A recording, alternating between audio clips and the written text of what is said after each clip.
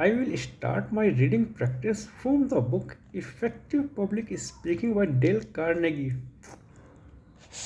Selling goods is a battle, and only fighters can win in it. We may not like these conditions, but we didn't have the making of them and we can't alter them. Take your courage with you when you enter the selling game. If you don't, you will strike out every time you come to bat and score nothing higher than a string of goose eggs. No man ever made a three base hit who was afraid of the pitcher. Remember that. The fellow who knocks the cover off the ball or lifts it over the fence for a home run is always the chap who steps up to the plate with grim determination in his heart.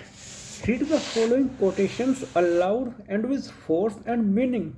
Observe where you naturally pause. The great American desert is not located in Idaho, New Mexico, or Arizona.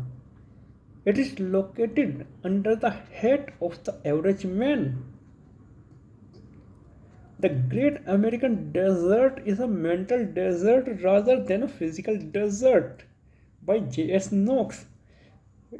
There is no panacea for human ills. The nearest approach to it is publicity. There are two people I must please, God and Garfield. I must live with Garfield here, with God hereafter. A speaker may follow the directions I have set down in this chapter and still have 100 faults. He may talk in public just as he does in conversation, and consequently, he may speak with an unpleasant voice and make grammatical errors and be awkward and offensive and do a score of unpleasant things. A person's natural method of everyday talking may need a vast number of improvements.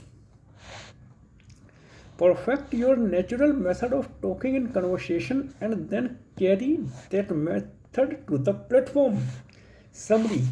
There is something besides the mere words in a talk which counts.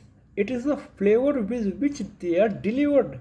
It is not so much what you say as how you say it. Many speakers ignore their hearers, stare over their heads or at the floor. They seem to be delivering soliloquy. There is no sense of communication, no give and take between the audience and the speaker. That kind of attitude would kill a conversation. It also kills a speech. Good delivery is conversational tone and directness enlarged. Talk to the community chest just as you would to John Smith. What is the chest committee, after all, but a collection of John Smiths? Everyone has the ability to deliver a talk. If you question this statement, try it out for yourself. Knock down the most ignorant.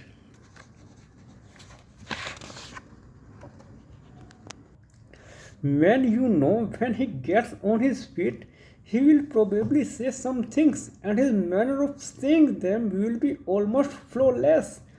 We want you to take that same naturalness with you when you speak in public. To develop it, you must practice. Don't imitate others. If you speak spontaneously, you will speak differently from anyone else in the world. Put your own individuality, put your own characteristic manner into your delivery. Talk to your hearers just as if you expected them to stand up in a moment and talk back to you. If they were to rise and ask you questions, your delivery would almost be sure to improve emphatically and at once. So imagine that someone has asked you a question and that you are repeating it. Say aloud, You ask, how do I know this? I will tell you. That sort of thing will seem perfectly natural. It will break up the formality of your phraseology. It will warm and humanize your manner of talking. Thank you. That's it for the day.